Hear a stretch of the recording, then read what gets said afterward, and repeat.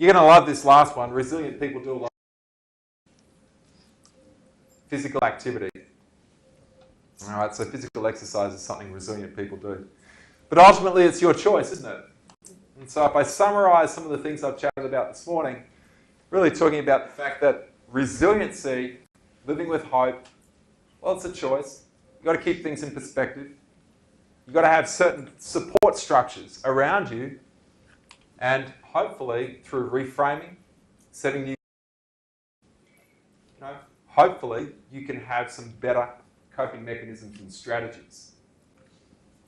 But just remember that however you feel and your people during all the sorts of change, of which this change will continue coming, right?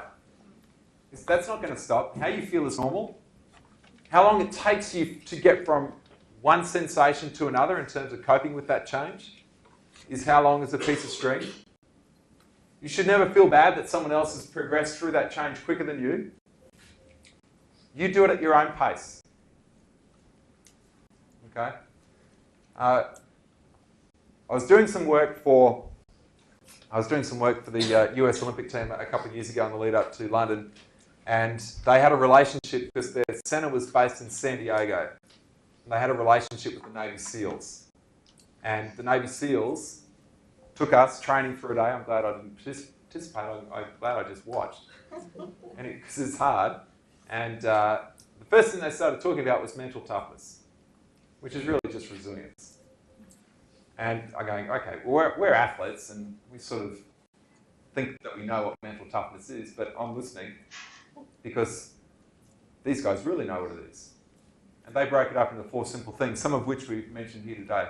Setting good short-term goals. So Navy SEALs count everything. Now, how many push-ups are we doing? Who cares? Doesn't matter. As far as you're concerned, you're doing one. Then after you complete that one, you're doing another. They were doing this exercise with the athletes. They had them all, the rowers. Rowers are pretty good at sit-ups. And most of the rowers stopped counting when they got to 200. They finally learnt their lesson that they're expecting it to finish at a round number. When they got to 456, the SEAL instructor, who was fine, he was ready to do another 1,000 or whatever. Because he has no expectation on how many I need to do. I'll just do as many as it takes. Just keep going because you don't have that option in the type of work that they do, right? Setting short-term goals, positive self-talk. We always used to talk about the fact, these are all things you can do with your teams of people. You can talk positively about things. You don't have to love things that are going on around you, but you can actually talk positively about, we can get through this, we can deal with this, keep going, good job.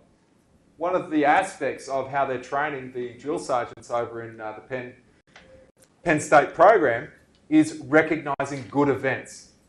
Lots of good things happen. As a leader, you've got to recognise them and praise people for them. Okay, so that was a big part of it too. The other one was stress management, which is a massive topic, but they just said stress management for us is learning how to breathe properly. Calm yourself down. You know, we don't live in a world where, as one of the sergeants told us, you know, I turned up and suddenly I was in charge of my whole platoon, and you know, I didn't get the opportunity of preparing for that moment, you know, by working out what I'm going to do next. I literally hit the ground and suddenly I'm in charge. Take a step back, take some deep breaths, stay composed. Easy to say, right? Okay. So they had a bit of a process for it, which I think we can all, you know, learn and develop.